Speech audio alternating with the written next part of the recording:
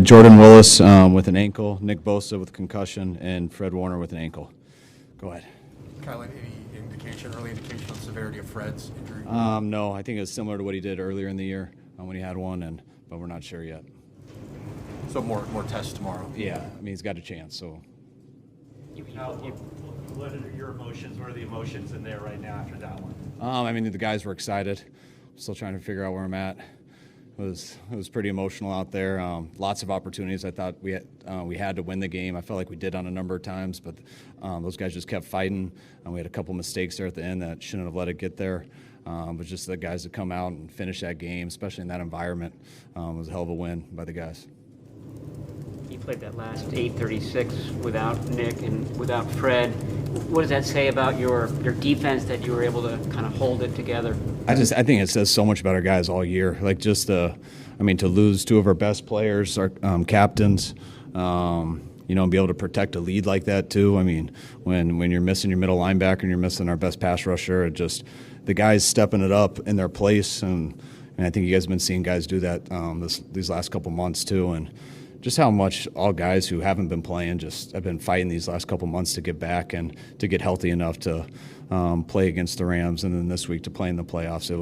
Couldn't have done it without those guys. It seemed like some of the blitzes that D'Amico called to kind of make up for that all seemed to hit there down the stretch. Have you really witnessed him evolve and grow as a defensive coordinator here in his first year? Yeah, D'Amico's been unbelievable all year. If you do anything consistently versus Dak and their skill set and their schemes, they'll get after you. And I thought D'Amico did just a perfect job today of mixing it up, and then calling that zero at the end on that fourth down was real cool too. Jimmy Garoppolo was real efficient in the first half, not as efficient in the second half. What changed? What did you see from him? Just a long game, and I thought he played real good in the first half, and I thought he made some real good plays in the second half too. But obviously that pick he'd like to have back, and that one missed third down, missed the throw on. Is that kind of the idea with the blitz there at the end to kind of force Dak's hand and see if he will run it? The blitz? Yeah.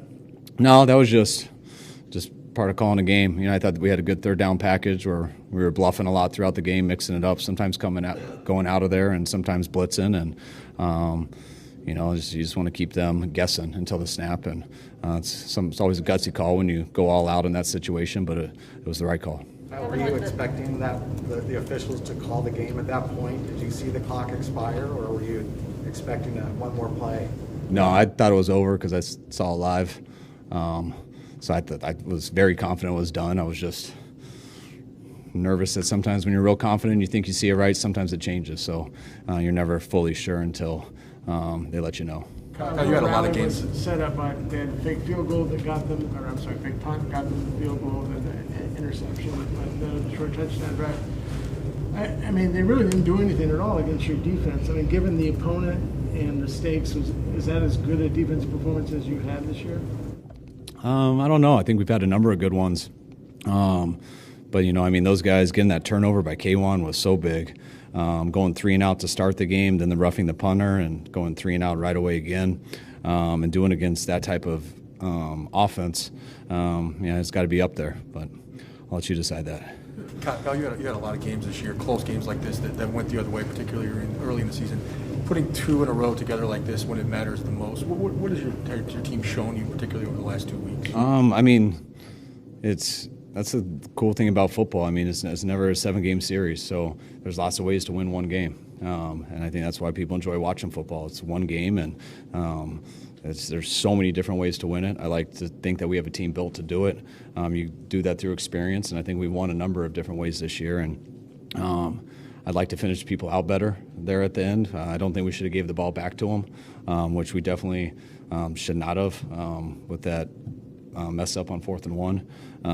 But I'm just proud of the guys that even when you did hit some bad adversity, that they found a way to still win, and gives us a chance to keep trying to get better. What happened with the fourth down when Trent Williams swung around to the other side?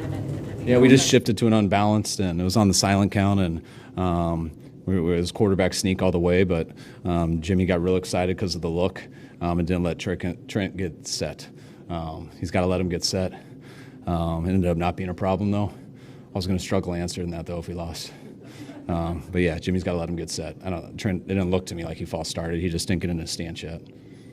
on the fake punt, it seemed like you guys had the right guy, the cornerback there. What happened on the play? Had you kind of expected that? Is that why? Yeah, we left our defense out there, our safe defense. We should have been better on that. He made a good throw, and obviously it was a gutsy call, but something I thought we were ready for because we kept our defense out there. But the guy ran a good route, and he made the throw.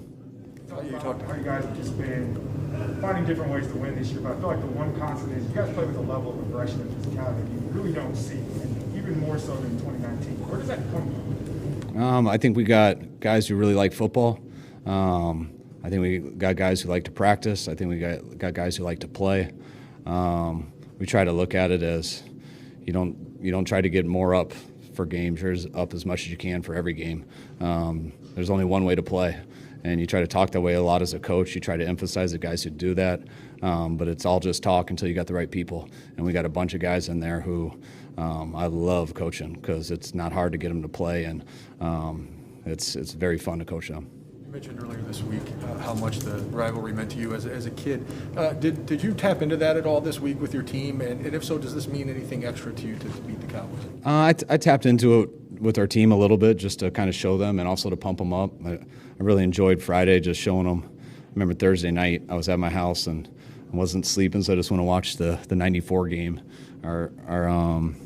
Mike Bracken got it on our coach's copy for us, so it was real cool just to watch that and watch the one-on-ones by Michael Irvin and Dion. And I remember being on the sidelines there. I was always trying to find myself, but the HD wasn't good enough for me to find it. But I ended up showing some of the guys Friday, and it's just kind of cool because you think back to those days and those are my heroes, and they became my heroes by watching those games like most people from our generation.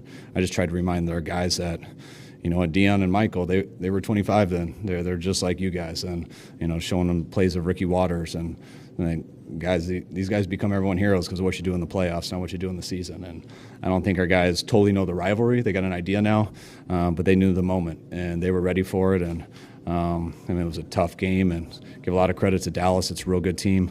I'm real proud of our guys. Is it like just Trent Williams? He's had this incredible, probably Hall of Fame career, and this is his third playoff game, first win. I mean, obviously you had to sell him on, coming here. What was it like to be able to sort of prove that to him and just, get him that first win in his career? I was so happy for Trent. I don't think people realize how much Trent enjoys playing football. Anytime you got guys that talented, which he is as talented as anyone to me on the planet, they can show up and do better than most people. But what separates Trent is he enjoys it. I mean, he tries to get after people. He loves playing. When he practices only one way. And I know how upset he was last week. It meant a lot to him to get to the playoffs and for us to give him that chance. And you should have seen him practicing all week. He was ready. And that was tough last year. I knew one of the reasons he wanted to come here was to try to contend. And we didn't have that team last year. And just really happy for him and everyone else in there that they're getting a little taste of this. Kyle, the biggest play again came from Debo. Can you just say what you saw on that? What's that? The biggest play again came from Debo. Can you say what you saw on that touchdown? The run. Yeah. It was unbelievable. It's not at all where we thought the play would go, where it's designed to go. But when you got a guy out there who's just running and is very tough, has got the skill set, and he sees the field very well. Usually he goes outside. He stopped, reversed the field, and if he gets a lane, he's running through everyone's arm tackles. And Debo's been a stud all year, as everyone knows. And right before he went out there, he just mouthed something to me, which I kind of guessed it was, "Give me the ball."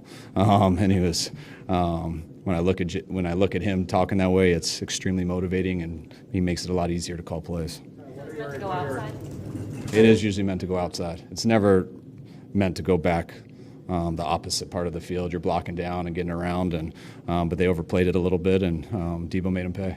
What are your initial thoughts on going to Green Bay and 4 months after you had the home opener? Not much. I'm sure I'll be thinking about it a lot here on the plane. But, man, they've had a hell of a year. I'm glad we get an opportunity to go up against them again. They've been unbelievable. And so we'll rest up here, and I don't know whether we're playing them Saturday or Sunday yet. But we'll enjoy this plane ride, and we'll get back to work there right when we land. All right. Thanks, guys. All right. Thanks, guys. Hey, faithful. Click here to subscribe.